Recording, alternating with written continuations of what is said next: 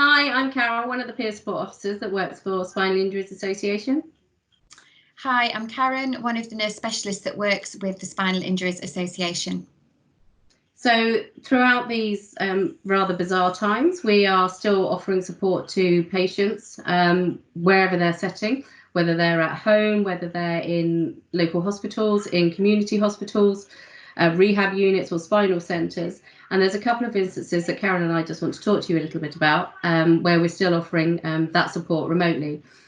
So we first of all received a referral from the University Hospital of Coventry about 2 patients there, both who were diagnosed with cauda equina, and Karen will tell you a little bit about her involvement, and I follow both of the ladies up to talk about the aspects from a peer perspective, so that they could talk to someone else who has been through a similar experience to them.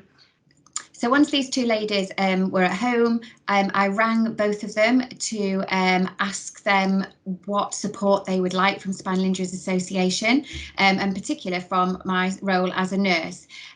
Both ladies had been discharged home with an indwelling catheter, and this was because in hospital they'd had a failed trial without catheter.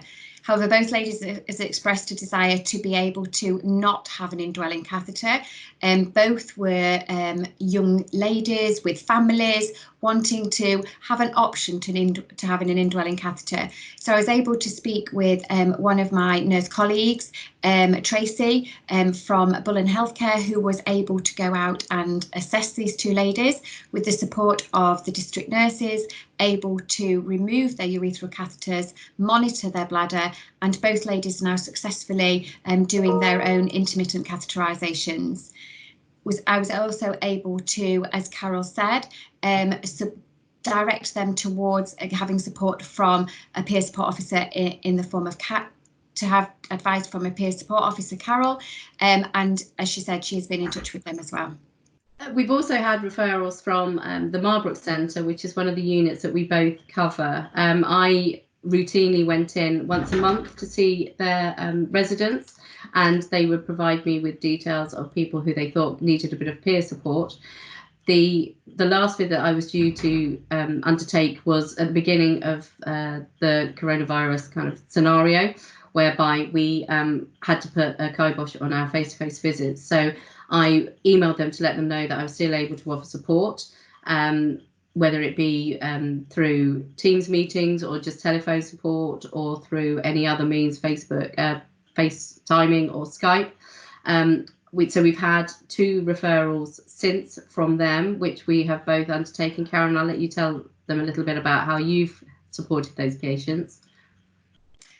Okay, so both patients were referred through to us. One gentleman had only just arrived at the Marlborough Centre. I was able to call him and discuss what was important to him to address in terms of his needs at the moment, and one thing for him was being able to establish a bowel routine for him. So I was able to talk this over with him, and then through email was able to talk it over with one of the nurses. I was able to send them information regarding the MASCIP guidelines, and so therefore provide them with the information they needed to be able to establish a continent bowel programme for him. And then was able to speak to them about his skin management and looking at potentially being able to alter the mattress that he was on. Brilliant, thank you, Karen. And both of the people that I've spoken with, we've talked about a little bit about spinal cord injury, what they're both going to be able to achieve post their rehab session. I think it's really important for those people to understand and speak to someone who has a lived experience. And although times will be really tough at the moment, exceptionally tough because they're obviously not able to see their friends and family, that there will be better opportunities for them once they both get discharged. And I will, assuming that they still want me to, I will arrange to meet with them face to face when they are discharged back into the communities. There's another gentleman that we're also supporting at the Marlborough who is due to be discharged, but there is some concerns about his care package. So both of us have been involved with conversations behind the scenes about that. to ensure that he has the right support that he needs and that he is discharged appropriately.